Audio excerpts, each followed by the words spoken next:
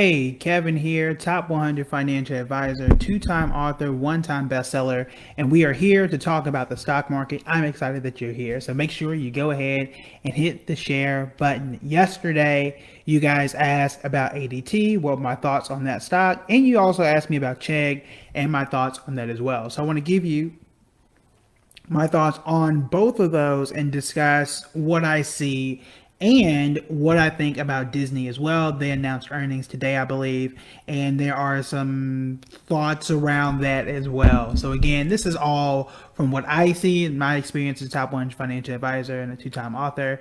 And, we're going to discuss. You guys ask questions. Thankfully, the screen is working, so that is great. I am going to sit here and mute my phone as well as monitor comments as well.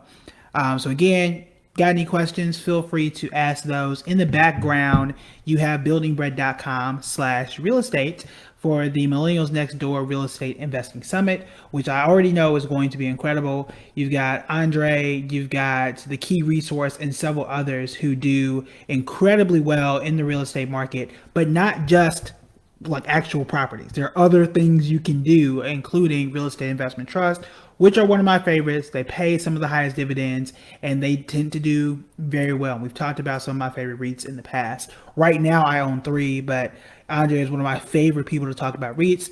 You can learn all about the event by clicking the link above. You definitely want to do that. Early bird tickets are about $40, you can see here at the top, but they do sell out very quickly with these types of events. So make sure that you click the link above to sign up for that. All right, some of those people, Lisa Phillips, I know pretty well. She has a wealth of experience, but she shows you how to get cash flow rentals for $30,000 to $50,000, which is very inexpensive. And then you got Kendra Barnes, who I mentioned earlier, and we got Richard, and so on and so forth. So again, check that out, share the video, and we're gonna go ahead and get started. All right, so let's start off with ADT. And the reason we brought up ADT was because yesterday the stock was up close to, I need to talk about something else too. That just reminded me of something. The stock was up 56%, up more than 50% of the time. And it's basically news that Google is acquiring about almost a 7% share of the company. I think it was about $450 million or so. This is different than an investment. It's the same thing, but in my mind, technically it's a different thing. So Google is buying a part of ADT. It's not, hey, here's $450 million to go do whatever you want to do. And yes, ADT can do that. Now, the problem with ADT is, even though it did happen, they're already down, or they were already down today around 5%. And that's not going to tell us what's going to happen for the rest of life. However, we do know that up until yesterday, ADT did underperform the market over the past like 2 to 3 years. They were pretty much steadily going down with the exception of yesterday. So from my view, and based on how ADT is, it's not what I would consider, unless you happen to have gotten in before yesterday, not my best bet to be the next big thing. The way I would play the situations, the same way I would play others, is why try and swing for the fences with ADT and hope that it becomes the next big thing, instead of just, going with Google, that I know is a big thing now and has done well and will likely do well in the future. So that's how I'm looking at that. Again, you never know with these things. ADT could be the next big thing. You never know. But the likelihood of it being that, just because Google invested some money into it, doesn't necessarily mean that. I think it's going to, whatever, we know that is a strategic piece. They already have a lot of the smart home stuff. They're clearly trying to move more into that security space. So it makes sense as to why Google would do it. Again, why invest and hope that ADT does well when it hasn't over the last 3 years? Well, over the last 3 years, I know for a fact that Google has. So for me, I'm going to just ride with Google anyway and continuously invest there. I'm not 100% sure that ADT is going to be, again, the next big thing. Now, moving on, going to Disney, and we'll go here. Disney announced their earnings, and you guys didn't ask about this one, but it is a popular stock, so I want to talk about it. So Disney stocks rise. They say they had 100 million streaming subscribers launching to their Disney Plus platform service. Now, this is a big deal. Some some in the investing community think that Disney is going to be the next Tesla, is going to be the next Netflix. I would have to disagree with that, but it doesn't mean that Disney is not going to be good. However, we do know that close to the last 5 years or so, Disney was essentially flat. And yes, they do have Disney Plus. Yes, Disney Plus, is doing pretty well compared to others, but you still have other parts of Disney's businesses or other parts of Disney's business that is holding it back. For example, they lost close to $3 billion just on the parks alone. ESPN is still expensive for Disney to handle and pay out that talent. Also, yes, they do or will get some more TV deals, but we don't know what's going to happen with the NFL at the end of the year. We don't know what's going to happen with college football. There's other money that is going to either help or hurt Disney in the very near future. If they aren't able to do well during the rest of the pandemic and all they have to do is air old games over and over and over again, we're only going to watch the Jordan documentary but so many more times, right? It was already 10 parts long. So these are concerns, and why I don't really see Disney in the exact same light as a Netflix or a Tesla, where they pretty much are very, very good at one thing and they can kind of can't spend my coin on Disney. I'm good. Yeah, and that's kind of how I am. Like, I spent my coin on Disney. I waited several years and didn't get a dime out of it. And if you go back and look at a lot of Disney's, I don't know if they have it here. If you go back and look at any chart of Disney, it is essentially flat. It pops up at the end of 2019 or so and comes right back down to where it had been for the past like 3 to 5 years.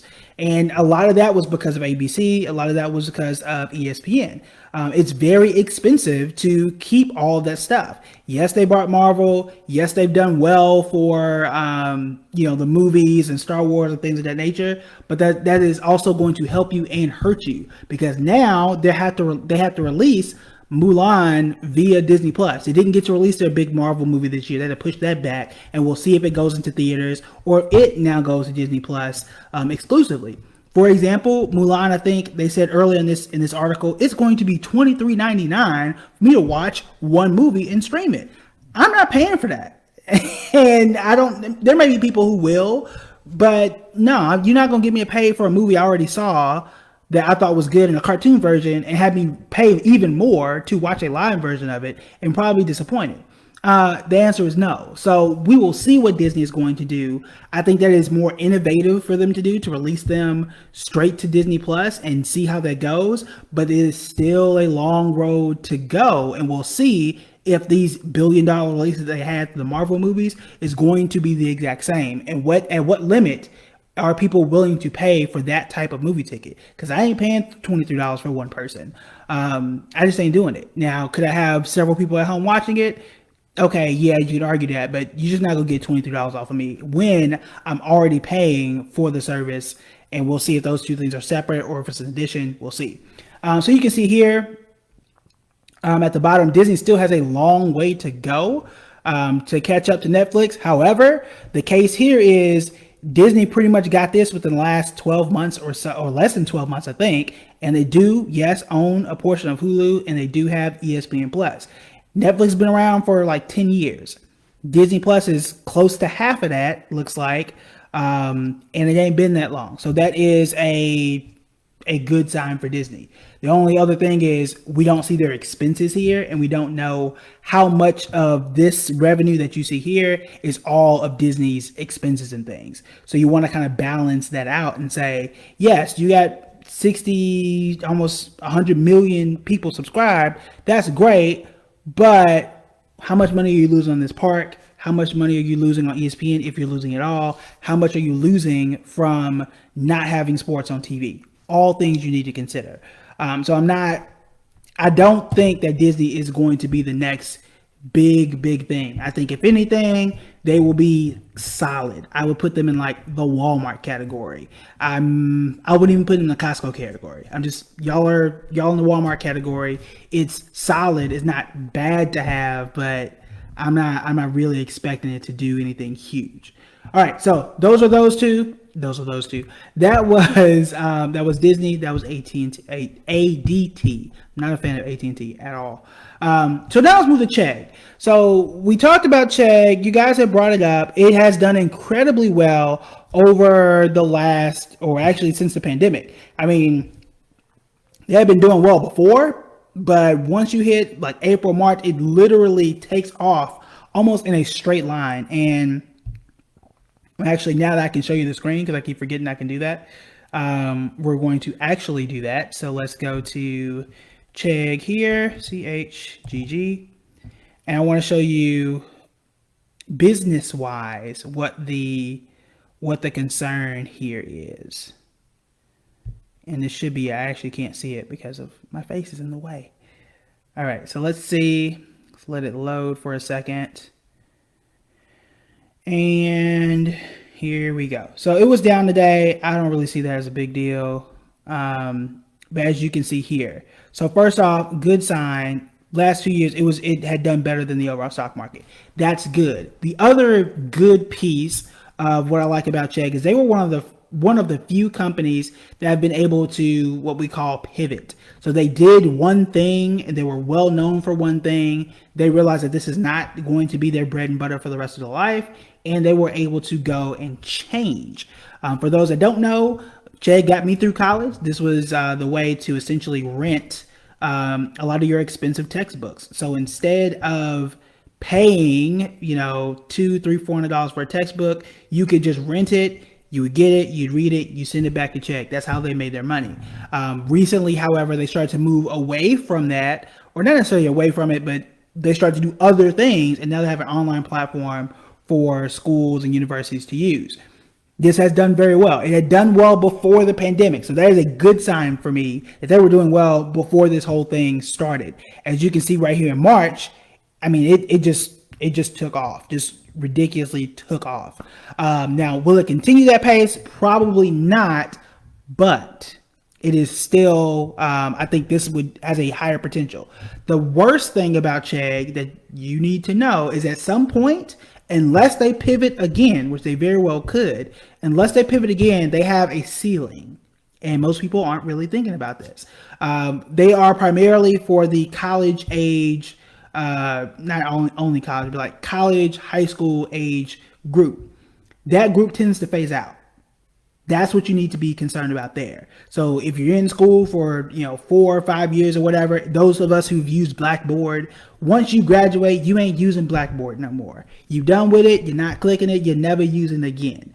But that means for Chegg that their base, whether it's high school, whether it's college or whomever, their base, once they reach that entire market, which they haven't yet, they're only about 7%, which is good. They have a lot of room to grow. But once they hit that, that's pretty much it. It is not like a Disney or Netflix where you just go to the next show and the next show and the next show. And will go back and rewatch old shows like, I don't know, Frasier or Friends or whatever people are watching today. And it just there's no limit really to how many people you can acquire. Even with Microsoft and Apple, they will just make a new iPhone and people will buy it anyway. Make a new MacBook, people will buy it anyway. If I'm looking at, again, Microsoft with the computers, I have to go get a new one every so often. And if it's Excel, if it's Outlook, and I hate Outlook, you're always going to have to use it. Yes, you use it in school, you about to use it in life for forever. That's the thing Chegg doesn't have yet. We don't know if that's going to happen. So in my view, I think Chegg is good for now. Like, this is something that I would not raise a red flag at getting between now and the end of the year, or even now until next year, honestly, because this thing is going to be here for quite some time. The other thing of note is that you have to watch what moves the market. So what moves the market is a lot of these mutual funds, Vanguard. If Vanguard starts to buy your stock is going to move. If a lot of these larger trillion-dollar, multi-billion-dollar funds start to buy the stock, that's when the stock is going to move. I have not seen not many big ones start to buy this yet. So it could either A, be a sign that it's not that great, or B, it could be a sign that they haven't caught on to it yet, which I think that might be more of the case. Only Vanguard has just a few shares of it. We'll see where they go after this. It's in that mid-tier category, but I'll show you this here. This little insider trick. So don't tell everybody about this. All right, so this is the Vanguard. I think it's the small cap index fund. So it shows you the top 10 holdings for their index fund and what they're buying.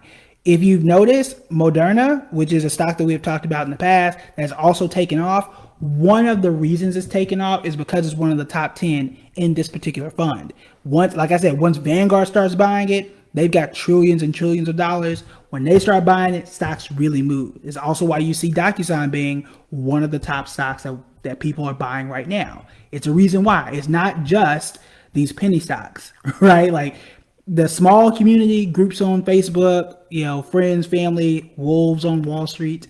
Those are the people with not a lot of money that can shift those type of stocks. That's why they do so crazy so quickly. But it's the banks, it's the Vanguards, the JP Morgans. Those are the ones that move legitimate stocks. Those are the ones that people wonder, why did Moderna take off other than just COVID? Because Vanguard bought them, because Fidelity bought them, or whoever else, because they are unlikely to move. They put in billions at a time and they're going to sit on it for a little bit.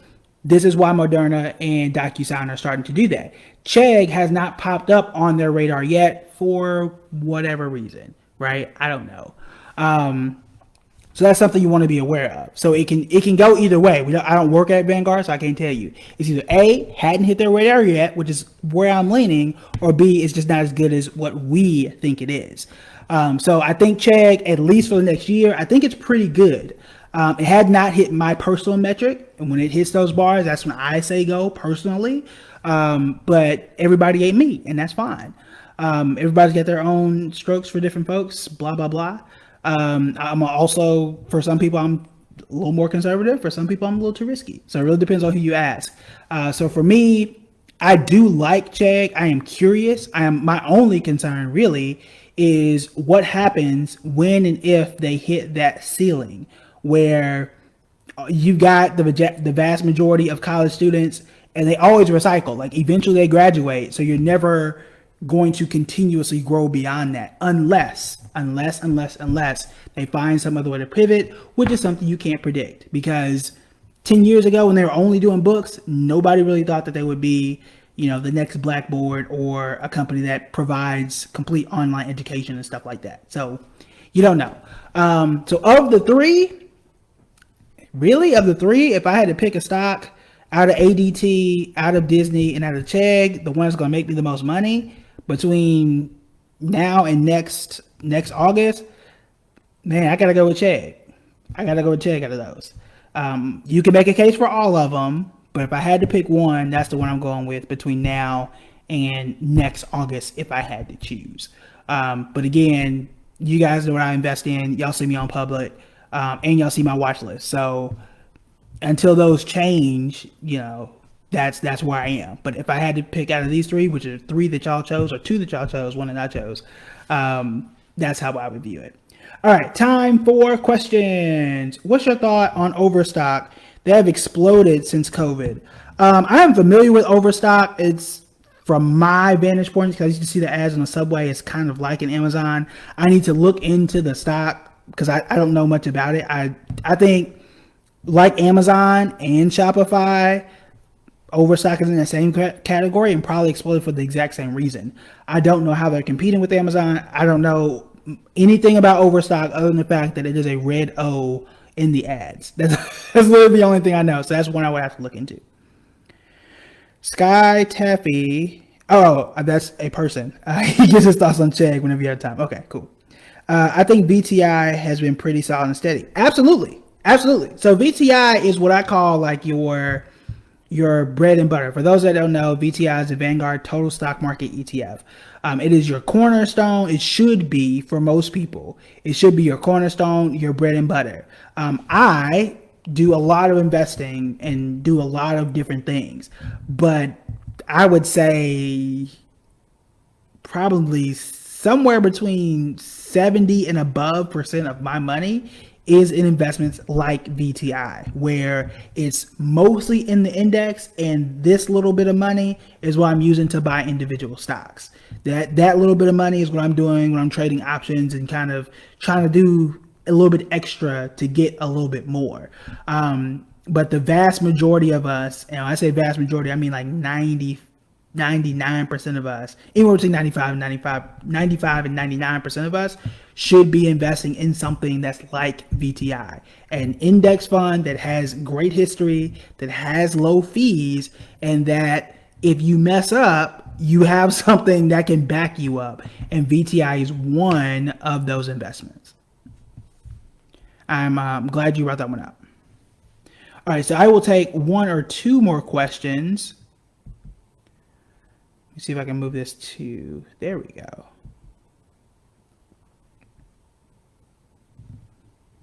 All right, so, and let me see if I, okay, so someone had asked this one before. So ITOT versus VTI.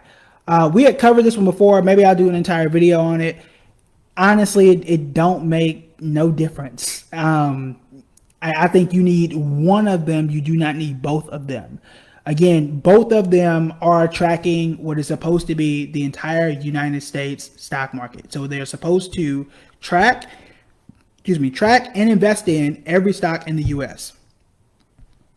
Both of them. Both are cheap. I think, don't quote me on this one. I think if you have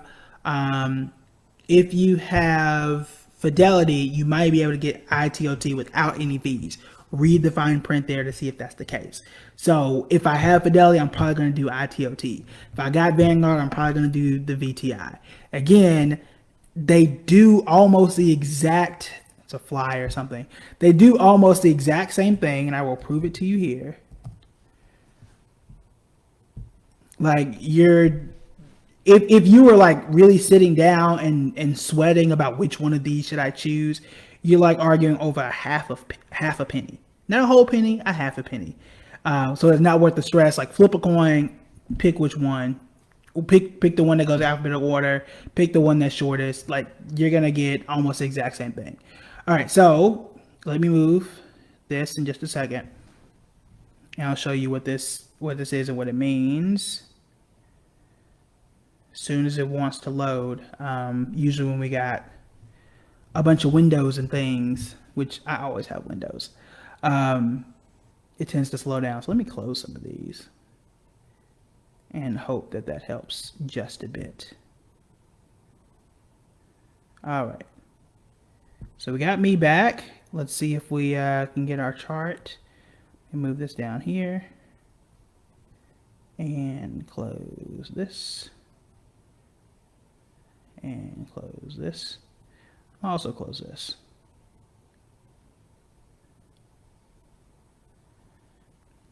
All right, so now my chart is blank. That doesn't help me at all. There we go.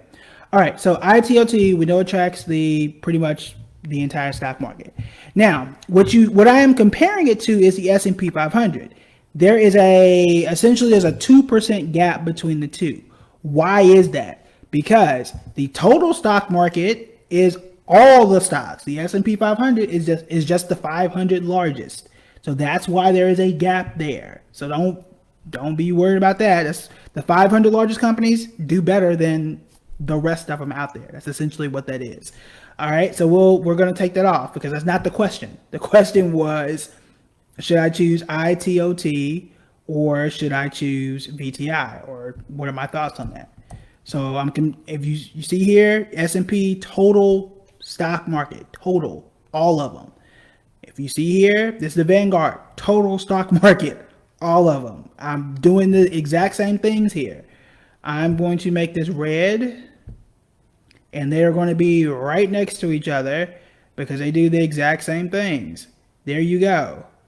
14.14, and I can't even see what this one is because they're so darn close.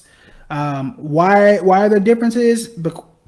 Technical stuff and why they track it. It ain't that big a deal. Also, you can see that VTI is $147 per share. ITOT is $65 a share. If you got fractional shares, again, it doesn't matter.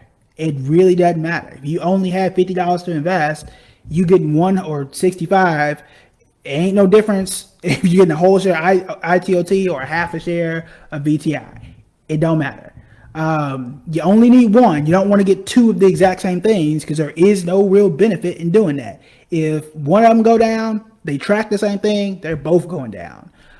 So throwing that out there, we talked about it before, but this is what it is. They're the same thing. Ain't no point in me getting two of the same exact outfits and assuming that one is going to be warmer. It ain't. It's gonna fit the same. If it ain't fit the first time, it ain't gonna fit the second time.